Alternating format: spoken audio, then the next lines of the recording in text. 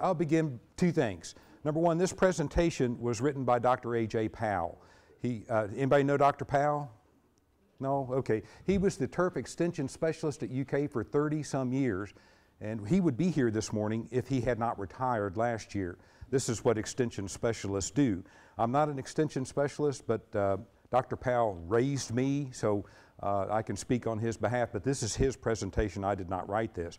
What this presentation is essentially for lawn care operators that attend a February meeting each year, and so it's basically an outline of what a normal commercial lawn care company would do. Okay? Let me add one little caveat. I'm not here to defend nor attack this program. Either way, it's simply information. And Kim and I have done some things together over the years regarding lawn care, and you know, I'll just leave it at that. I'll let Kim talk about it when it's her turn. So everybody on the same page then about what we're to look at here?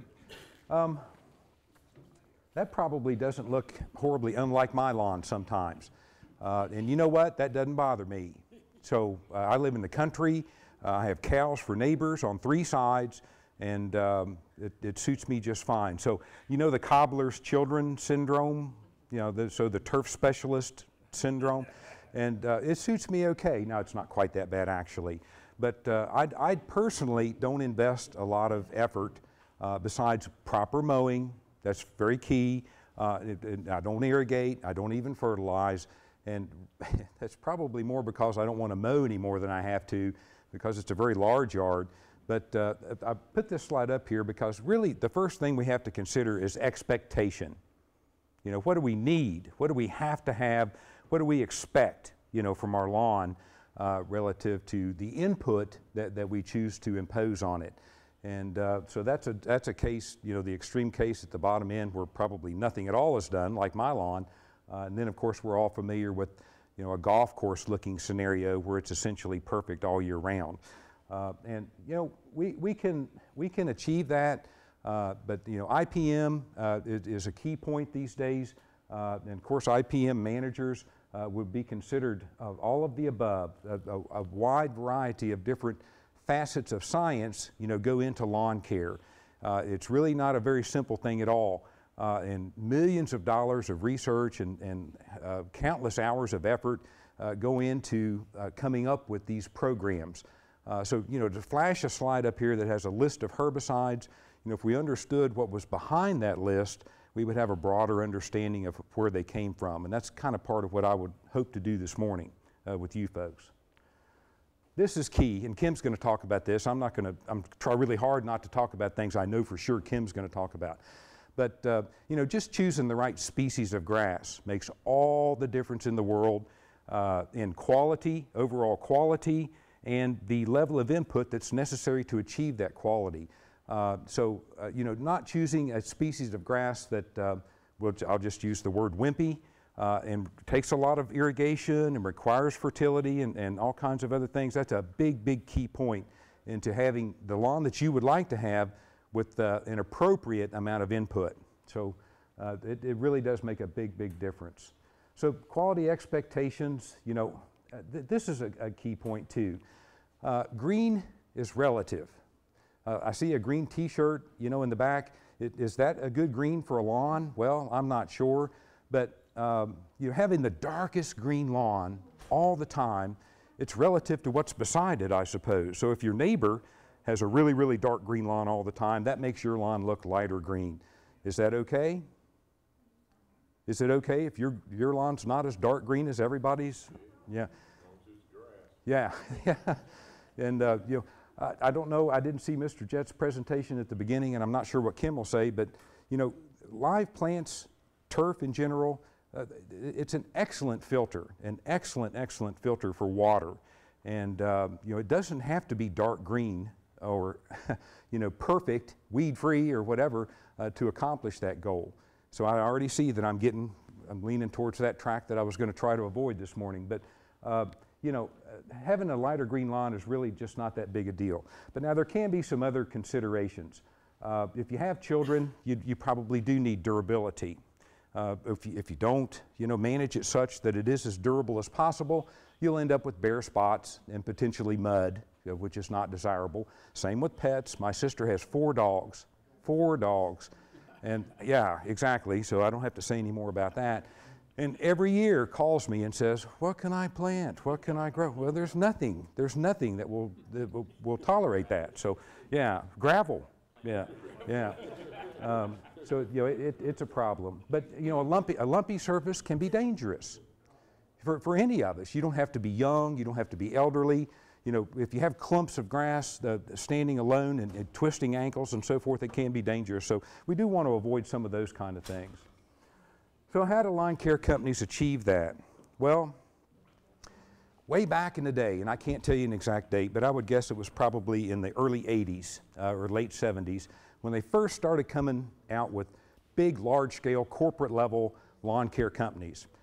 They came up with this round philosophy where they would have round 1, round 2, round 3 throughout the year, and that they would try to accomplish certain goals with each round. And that still holds true today. Now, I probably should make the point that there is variation among companies into how they may or may not adhere to this kind of philosophy, but the basic philosophy is pretty much the same no matter what the company is. So starting with round 1 in our part of the world, I should note too that if you don't live in the transition zone, like here in Kentucky, where we can have potentially very severe winters, but also potentially very severe summers, like the Deep South, these programs would vary a great deal in different climates. The further north you go, it's going to change some, and certainly the further south you go, it's going to change some. So what I'm talking about today is really just for us, okay, in this part of the world. So crabgrass has been and continues to be one of the major weed problems in cool season lawns. And we almost all have a cool season lawn. Tough fescue, Kentucky bluegrass, perennial ryegrass, one of those species that doesn't go dormant in the wintertime, stays green all year round, essentially, and crabgrass is always a big, big problem. So lawn care companies with their first application, it says March, April, but they actually begin in February very often, depending, if they have enough customers that they have to start, in order to finish round 1 by the end of April, which is when crabgrass is going to become a problem. So it could be February to April. They'll apply a herbicide called a pre-emergent herbicide. And what those products do is they attack the root, the newly formed root from germinating crabgrass seeds, and that kills that seedling. It doesn't keep it from germinating, but it kills it essentially immediately after it germinates, and so you don't have a crabgrass problem. Okay?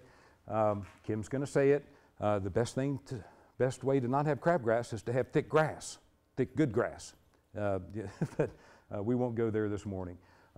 They also usually apply a little bit of nitrogen fertilizer in the spring. And pretty much, there will be a few exceptions to this, but they're going to make nitrogen applications almost every time they enter your property. And anybody have an idea why that's the case? Green is good, right? Brown is bad. Green almost always equals a happy customer.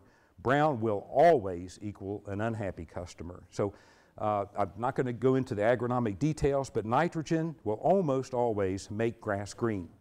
Nitrogen fertilizer will almost always make grass green. So they apply nitrogen almost every time they enter your property. In a perfect world, I mean, this is not rocket science. Everybody knows that next month, maybe by the end of this month, grass is going to be growing like crazy. Doesn't matter what you do to it. My lawn's the same. I was going to mow today, but I've got some other things that have come up, so I'm not going to be able to do it. But I don't fertilize my lawn at all, and it's going to grow like crazy with no fertility this spring.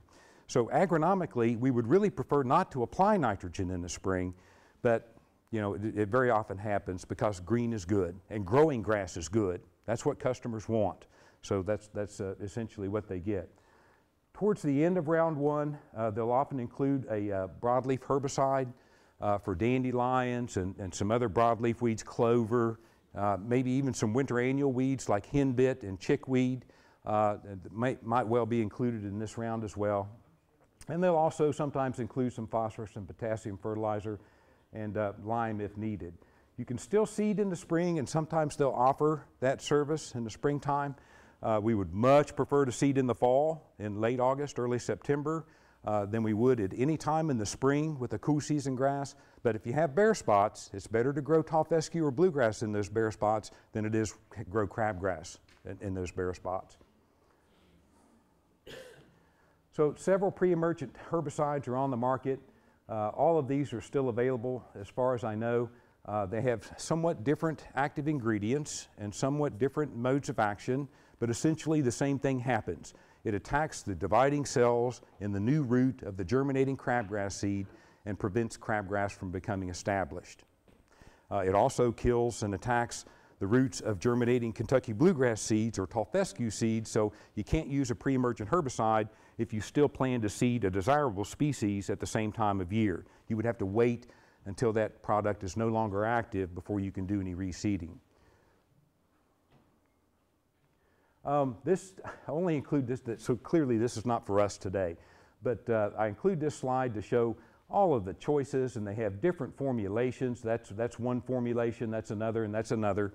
So, you know, lawn care companies have lots of choices as to what type of pre-emergent herbicide that they use, and you know, there are pros and cons for all of them, just like there is for different types of butter you buy in the grocery store. You know, it's essentially the same thing. So I guess you recall what I said a minute ago, lots and lots of work has gone into this. I mean, this is not, you know, just blind applications of active ingredients that nobody knows anything about. It's not that at all. Lots and lots of research and effort has gone into coming up with what works and what works the most cost-effective way and what works with the least environmental impact. So it's not just blind, okay?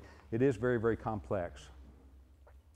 Oftentimes, lawn care companies, this graph actually illustrates, you know, how long will a pre-emergent herbicide last over the course of the spring season. And so if this is the time increasing to our right here, you make the first application and the efficiency of that product begins to decline, and then sometimes we'll make a second application back in here, and then we'll extend the time that we won't have crabgrass as a problem. And so many times lawn care companies will do that. They'll make a second application of pre-emergent herbicide about June, typically in our part of the world, to extend the control of crabgrass on into the summertime. Okay, this is a slide that talks about applying pre-emergents and still being able to seed in the spring. There are a couple that do that, but frankly, they're just not all that effective.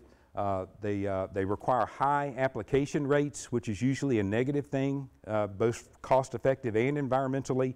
But there are a couple that have a lesser effect on tall fescue and especially Kentucky bluegrass. And so you can apply that and maybe reduce your crabgrass and not have such a negative impact on the desirable species. Now, we can kill crabgrass after it emerges too. And lawn care companies are probably apt to do that if the pre-emergent herbicide doesn't work, or if they didn't obtain you as a customer until after their pre-emergent applications, they would rely on a post-emergent herbicide for crabgrass control. And it's a lot easier to kill, like all weeds, when it's young. And so they would prefer to do that right after it germinates in April or early May than they would wait till July and they have mature plants. It's a lot more difficult to take care of. We don't have this product anymore. That's monosodium methyl, wait just a minute, arsenate. Monosodium methyl arsenate. So, you know, it's been on the market for a long, long time, decades. And it's been a really, really good product as far as efficiency or how well it controls weeds. But, you know, it's arsenate. It's arsenic. So, you know, it's kind of dangerous in that regard. We actually have a couple of more in addition to these. This slide's not brand new, but so we do have options for controlling crabgrass. And you'll see that, now again, this presentation was for lawn care operators, okay? It wasn't for homeowners. This is intended to help teach people a responsible way to attack these problems. And so you can see Dr. Powell included that you must follow the label carefully with these products, which we try to do always with our training sessions for practitioners. So there's another list of post-emergent crabgrass controls. We don't have either. The top two, they're both arsenic. This is a good product, that's a good product, and Dimension is also a pre-emergent with very, very limited post-emergence control. So that's actually not crabgrass, that's goosegrass, but it's also a summer annual weed. And so, you know, that kind of goes back to expectations. You know, what do you have to be happy? What kind of input, what weed populations are you willing to tolerate in your lawn? Well, if you tolerate goosegrass, you know, most people would consider that to be very ugly. You know, they would not like that.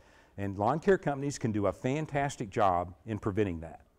A fantastic job. They can do very well. Well, I won't go there. Never mind.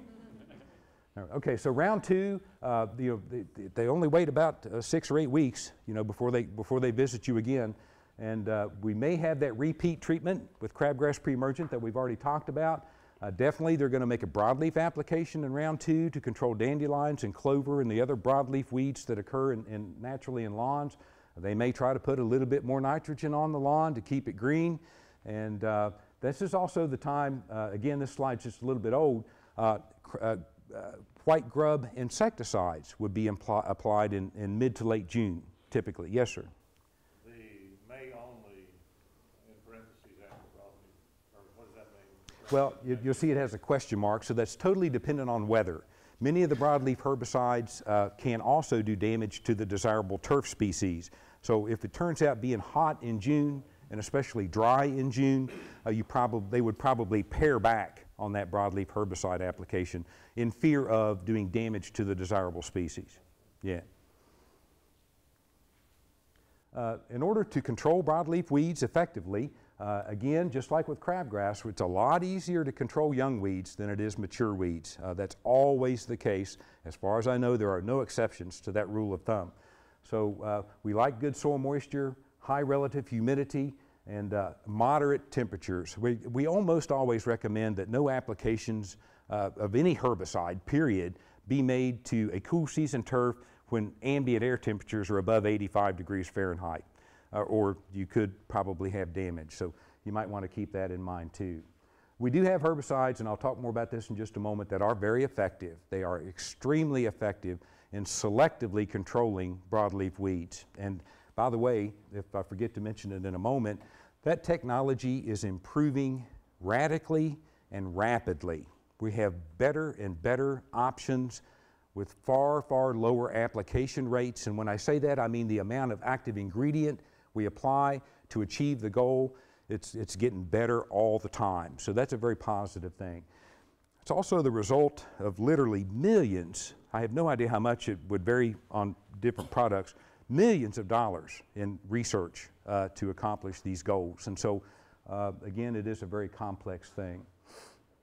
So a big list of herbicides, and these are basically not trade names, but chemical names that control different weeds and do a pretty darn good job. 2,4-D has been around forever. 2,4,5-T, if you've heard of that. Agent Orange is a related compound. We all know that was a big train wreck, you know, back in the 60s. And 2,4-D is a, you know, chemically related compound, but much safer, much safer for humans, and extremely effective, very, very effective on a broad range of these types of weeds. So it's been around for a long, long time. We don't even have the newest products listed on this slide, but as I mentioned, there are lots of products, or several products, that are brand spanking new, just on the market last year, that control a wider range of weeds at, you know, orders of magnitude less application of active ingredient. For example, we often think in turf in terms of applying a product at ounces of product per 1,000 square feet. Some of our new products are applied at ounces per acre. You know, so that's actually almost 4 orders of magnitude less active ingredient being applied to achieve the same goal. So chemical companies like Dow and Monsanto and Syngenta and all the people that make these products are very aware and sensitive to the fact that many people aren't so apt to make these applications anymore. And so they're working really, really hard on finding much lower application rate products and much more environmentally benign products. In other words, products that break down into harmless byproducts. And so they're working really, really hard to do that, and they're making good progress. Oftentimes, the lawn care companies will rely on mixtures of different herbicides, whether they're purchased, already mixed, or whether they mix them themselves to attempt to control a broader range of weeds. This is becoming a little less of an issue with some of the newer products. Some of the newer products will control those same plants with just the one herbicide alone without a need to mix them. I mean, look at that. What a mess that's it, you know? It's a mess. But here's the take-home message from a slide like this.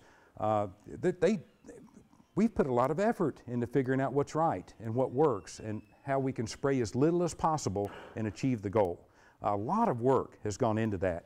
But that said, there are some weeds that are just hard to control, just very hard to control. Anybody recognize that one?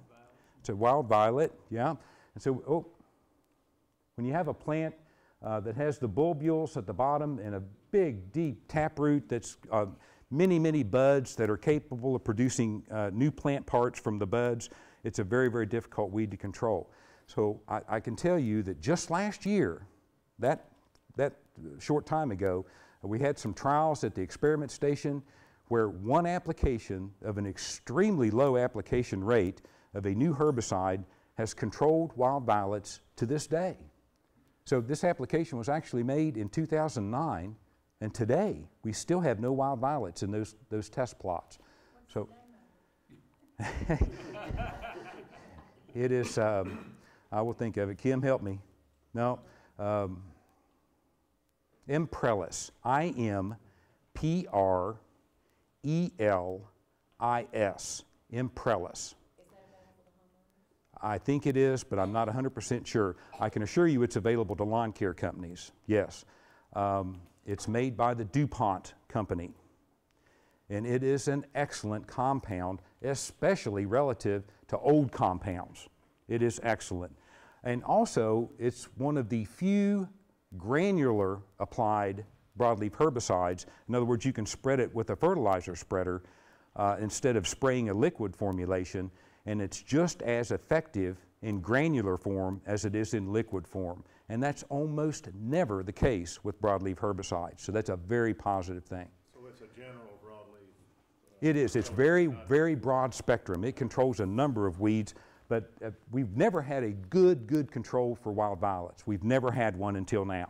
This is the first product that's done a good long-term job in reducing the population of wild violets. So it's very, very positive in that regard. Well, that's our old choices for wild violets. And so the best one we had was Turflon and Confront, but you may or may not be aware that products with triclopyr, which is what this is, have pretty much been banned in a lot of cases. So, and basically for reasons that they have a strong effect on other desirable broadleaf plants like shrubs and flowers and so forth. So if you spray or apply triclopyr to your lawn and then your grass clippings go somewhere else where they might be used as a mulch or a compost, that product will hurt the plants that are grown in that medium. And so that's, they've pretty much taken triclopyr off the market for that reason. They've done a lot of work with Imprellis, and we don't have that problem with Imprellis, so that's another very positive thing with that. Okay, round 3, getting right into the depth of summer. If they didn't make a grub insecticide application in June, they will definitely try to make one towards the end of August. That's a good, Kim, are you going to talk about life cycles of no, okay, so it's key in all areas of turf management to understand the life cycles of the organisms that you're dealing with. That goes for the desirable species, the bluegrass and the fescue, as well as the less than desirable species like crabgrass and wild violets and grubs, beetle grubs, because we can always apply less product and do a better job when organisms are young. They're more susceptible to the products when they're younger. And so understanding these life cycles is key to the success of good control and efficient control. not applying any more than we absolutely have to get the job done. Grubs are getting pretty big by August, so it's a lot harder to kill them, and it takes a lot more product to kill them, and it takes a different product to kill them than it does in June. So we would much prefer to make that, I won't call it preventative because it doesn't prevent them, it just attacks them when they're young. Make that June application, then wait until they're as big as your little finger, and then try to control them in August and September. It's much more difficult to do. Again, guess what? A little bit of nitrogen fertilizer, probably, we're actually approaching the time of year when fertility with nitrogen is probably appropriate, but it's still just a little bit early. I mean, does everybody understand why lawn care companies do that? We've already talked about that. You know, they're going to just a little bit to make it green and, you know, keep it green. And agronomically, it's not really a good idea. And you can argue with lawn care operators all day long, but the bottom line is green is good and brown is an angry customer. So they're just not apt to do that. Okay, on into the autumn with round 4. Now we're going to start thinking about nitrogen fertility. This is the time of year when nitrogen fertility is completely appropriate for cool season grasses. Okay, very appropriate for cool season grasses. There are agronomic reasons, plant physiology reasons why that's the case that I won't bore you with, but if you look at the growth of cool season grasses, I'm going to do this backwards. Okay, so over here is January, okay, and over here is December, okay. We have that flush of growth in the spring, and depending on the summer that we have, we might go all the way down to 0 in growth with cool season grasses in the depth of summer, and then we'll have a little flush of growth in the fall. Okay, this little flush of growth in the fall is agronomically the best time to boost your turf with nitrogen fertilizer, by far the best time. And what that does is not only provide better color in the winter and earlier spring green up, but it enhances the status of carbohydrates within the plant, which is the plant's source of energy, like, you know, we eat for energy, and it helps it get through that summer stress period. That's the best thing to do. Conversely, if we feed it a lot in the spring when it's growing like crazy anyway, like we've already noted, we're causing that plant to burn carbohydrates in additional growth that it could be storing to get through that summer stress period. So that's really why we don't like a lot of spring nitrogen. But green is good and brown is not good. Yeah. We can also think again about grub insecticides if we have to, but now they're as big as your thumb, so they're very difficult to control. So that's not very desirable at all. Anybody core their lawn or aerify their lawn? Yeah, a little bit. Fall is the time to do that with cool season grasses. We don't have a horribly stressful period until the next July or August. So this is the time when we can take maximum advantage of growth both in autumn and in spring for recuperation from that coring process. We would like to do that in the fall, and that's when lawn care companies will mostly ask you to do that. How important is that coring? Is that really effective? It is, and I think I have a couple of slides to talk a little bit more about that. So yeah, that's a little pull behind thing, which would probably be very similar to what most lawn care companies would try to use. So really, most home lawns, you probably don't need to worry much about aerification. Sports fields, like high school football fields and soccer fields, where we have a lot of traffic, and especially a lot of concentrated traffic, like in the center of football fields, it's a big deal. It's the difference between success and failure, actually. With home lawns, that's almost never the case. We almost never have that level of compaction or actually organic matter build up on the surface, which is another thing that coring does, helps us dilute that organic matter build up on the surface, but it's almost never a problem in home lawns. The only exception to that would be a Kentucky bluegrass lawn that's been over-fertilized. It is very prone to thatch production when over-fertilized, and certainly if it's not mowed properly, that would add to it as well. Let me add this. This is a common misnomer. Grass clippings do not contribute to thatch at all. So if anybody tells you, well, if you're not returning, if you're not bagging your clippings, you need aerified, that's not the case. The tissue from grass clippings is very, very prone to microbial breakdown much, much quicker than the stem parts of the grass plant, like rhizomes. The stem parts have different chemical constituents that make them break down much slower. And so that's what contributes to thatch. The leaf tissue itself, which is what you're doing when you mow, has no effect at all. So really, what you're doing if you bag your clippings is removing fertilizer. You're removing natural fertilizer. They will break down and within a reasonably quick time and will provide nutrients to the lawn that you don't have to add later.